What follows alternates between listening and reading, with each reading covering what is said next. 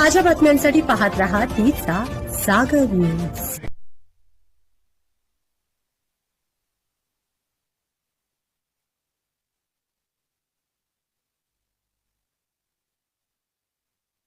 काय असणार आहे? संजय दिना पाटील जे माजी खासदार राहिलेले विद्यमान खासदार आहेत त्यांची पत्रकारांना शिवीगाळ केलेली आहे, जीवे मारण्याची पत्रकारांना धमकी दिलेली आहे। खरं तर संजय राऊत विरुद्ध संजय दिना पाटील असा वाद होता, त्याच्यामध्ये पत्रकारांना संजय दिना पाटलांनी आणलं नाही। एक्झॅक्टली काय झालंय हे मला माहीत नाही, आज सकाळीच झालेलं आहे। मी एकंदर प्रकार काय झाला हे न बोलता प्रतिक्रिया देणे योग्य नाही, पण कधीही पत्रकारांशी बोलताना त्यांना अदब राखून त्यांच्या समजूत घालणं आवश्यक आहे। एखादा पत्रकार अतिरेक करत असेल कोणत्याही प्रकारचा तर त्यालाही थोडंसं त्या प्रकारे योग्य अशा गोड शब्दात समजूत घालणं योग्य आहे। चुकीचे शब्द शिव्यांचा वापर हा मात्र निषेधार्ह आहे। विधान परिषद सभापतींनी आज दुसऱ्यांदा मंत्र्यांना फटकारलेलं आहे। काल सुद्धा मंत्री अनुपस्थित होते, विषय सुरू होता असं होतं। आज मंत्र्यांनी पणन विभाग आणि नगरविकास विभाग एकमेकांवरती जबाबदारी ढकलत असल्याचं अक्षरशः पाहायला मिळालं। असा प्रकार हा वारंवार घडताना पाहायला मिळतो। विधानसभेमध्ये 5-7 मंत्र्यांना त्यांच्याकडे जी खाती नाहीत त्यांची जबाबदारी या सरकारनं दिली, तेव्हा मी सभागृहात आक्षेप घेतलेला की जो मंत्री सगळ्यांचे प्रश्न ऐकतो तो मंत्री त्या पक्षाची जबाबदारी घेऊन पुढे काम करणार असला पाहिजे। आमची भाषणं, आमच्या तक्रारी, आमच्या जनतेच्या समस्यांचा पाडा ऐकणारे मंत्री वेगळे आणि निर्णय घेणारे मंत्री वेगळे। फाईल आम्ही जे आमचं म्हणणं ऐकतात त्यांच्याकडे फाईल कधी जातच नाही, मंत्र्यांच्या दुसऱ्याच मंत्र्यांच्याकडे फाईल जाते, त्यामुळं विषयाला न्याय मिळत नाही। आणि त्याच प्रकारे सभागृहात हजर न राहण्याची परंपरा ह्या मंत्रिमंडळात फार मोठी आहे। मुख्यमंत्र्यांचा वचक नाही, मुख्यमंत्र्यांना कुणी घाबरत नाही आणि हे एक एकजिन्सी सरकार नसून हे 3 पक्षाचं सरकार आहे। सगळे आपापल्या नेत्यांना मानतात आणि त्यामुळं सरकार म्हणून एकत्रितपणाने हे सरकार वागताना दिसत नाही आणि त्यामुळे मुख्यमंत्र्यांचा वचक जर त्यांनी वाढवला तरच सरकारची अशी लखतरं निघणं थोडंसं थांबेल।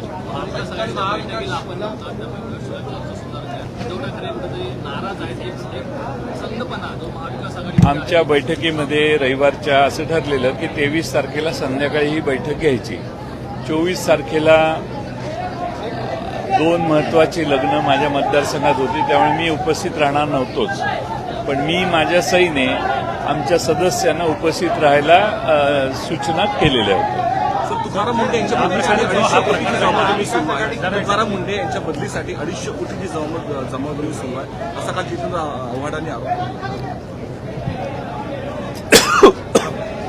आपल्या महाराष्ट्रामध्ये दूध, पनीर मिळणं आता बंद झालेलं आहे।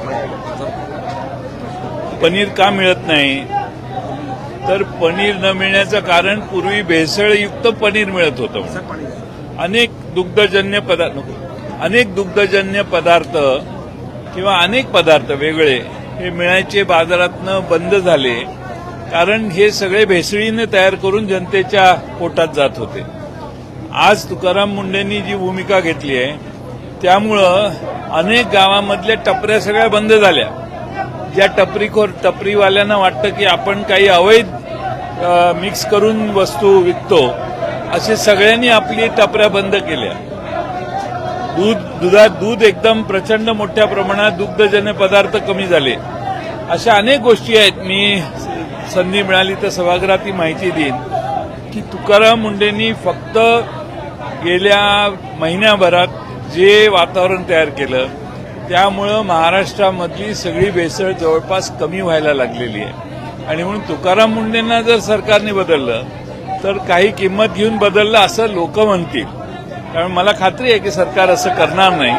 अशा वावड्या उठतच असतात, वर्गण्या गोळा करण्याचे प्रकार प्रचंड असतात, पण सरकार त्याला बळी पडणार नाही असा मला विश्वास आहे। ज्याप्रकारे तुकाराम मुंडे यांच्या बदलीचा जो काही सध्या चर्चा होती, सरकारलाच भेसळयुक्त भेसळ सध्या सुरू आहे, सरकार सरकारला ती भेसळ थांबवायची नाही का जर त्यांची बदली नाही, असं आहे की सरकारने एखादा ऍक्ट केल्यानंतर त्यावर बोलणं योग्य.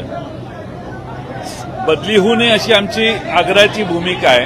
कारण महाराष्ट्रातल्या जनतेच्या आरोग्याशी खेळण्याचं काम, पोटात विष घालण्याचं काम, ज्या प्रवृत्ती आजपर्यंत करत होत्या त्या सगळ्यांना अटकाव बसलेला आहे.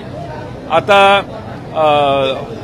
रेस्टॉरंटमध्ये झुरळं वगैरे दिसली तर त्याच्यावर त्यांनी आक्षेप घ्यायला सुरुवात केली आहे.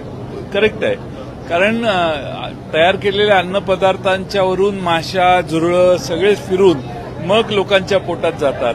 आणि म्हणून मला असं वाटतं की आज तरी तुकाराम मुंडे जे करतायत ते योग्य करतायत आणि ते प्रभावीपणानं अंमलबजावणी त्यांना करण्यासाठी मुख्यमंत्र्यांनी लक्ष घालून त्यांना अधिक ताकद दिली पाहिजे अशी माझी भावना आहे.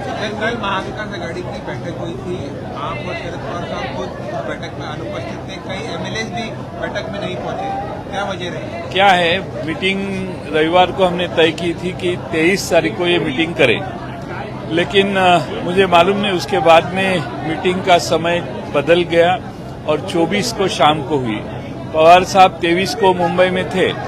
अब 23 को मीटिंग नहीं है तो पवार साहब भी पुणे निकल गए और 24 तारीख को मेरे कॉन्स्टिट्यूंसी में 2 मेरे बहुत करीब के लोगों की शादी थी, तो इसीलिए उनके बच्चों की, तो इसीलिए वहां जाना बहुत आवश्यक था और इसीलिए मैं 24 को सुबह गया और अब आज सुबह वापस आया. आज शरद पवार साहब ने बारामती में कहा है, कहीं न कहीं उनसे सवाल पूछा गया जिस तरीके से सांसद उठे हैं उनका गुट के, तो क्या आपने भी इस पार्टी का अध्यक्ष, उन्होंने साफ तौर पे कहा कि मेरे एक भी एमएलए टूटेंगे नहीं, ना एक भी सांसद टूटेगा. बराबर है. ये पत्रकारिता के बारे में और एक विषय मैं आपको देता हूं. पहले कोई पार्टी से फूटा, बाहर गया, तो उसके खिलाफ पूरे चैनल मीडिया लगा रहते थे. अब पत्रकारिता ऐसी हो रही है कि ये पार्टी फूटी, अब दूसरी कौन सी पार्टी फूटने वाली है वहां ध्यान देने की.